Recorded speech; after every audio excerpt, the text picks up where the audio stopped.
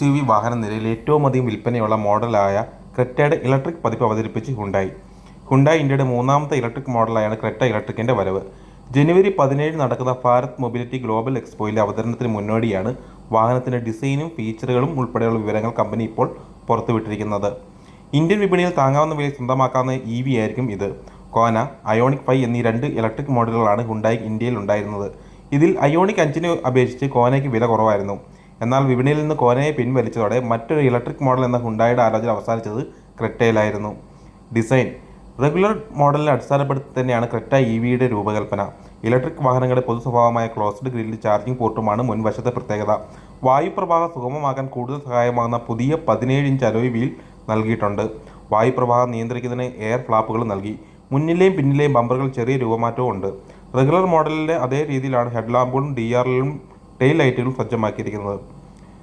Interior നോക്കുമ്പോൾ ionic 5ൽ നിന്ന് പ്രചോദനം ഉൾക്കൊണ്ടാണ് ഉൾവശം ഡിസൈൻ ചെയ്തിരിക്കുന്നത്. പൂർണ്ണമായ ഡിജിറ്റലായ ഇൻസ്ട്രുമെന്റ് ക്ലസ്റ്ററും ഇൻഫോർടൈൻമെന്റ് സിസ്റ്റവും പുതിയ സോഫ്റ്റ്വെയർ ഫീച്ചറുകൾ, പരിഷ്കരിച്ച sound system, 3 spoke steering wheel, digital key, level 2 ADAS, tyre pressure monitoring system, 360-ഡിഗ്രി ക്യാമറ എന്നിങ്ങനെ ഫീച്ചറുകൾ നിരവധിയാണ്.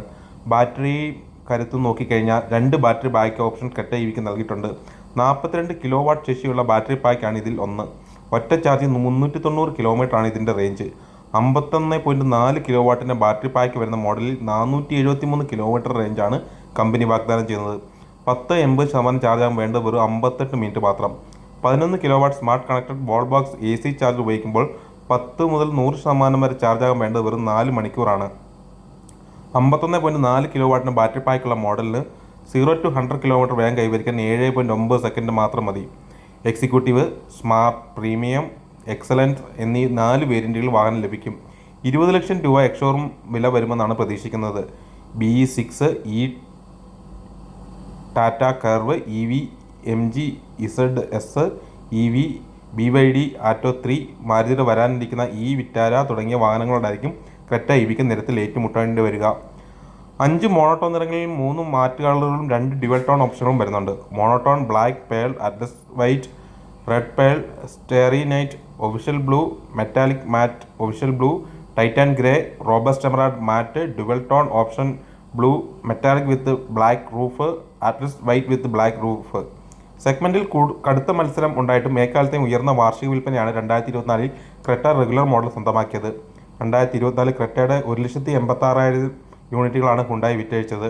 ഇന്ത്യയിൽ ഒരു മിഡ് സൈസ് SUV ഒരു കലണ്ടർ വർഷത്തിൽ നേടുന്ന ഏറ്റവും വലിയ വിൽപ്പനയാണിത്.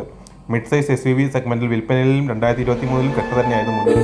1,57,311 യൂണിറ്റുകൾ 18.8% വളർച്ചയാണ് അടുത്തടുത്ത വർഷങ്ങളിൽ വാഹനത്തിന് വിൽപ്പനയിലുണ്ടായത്.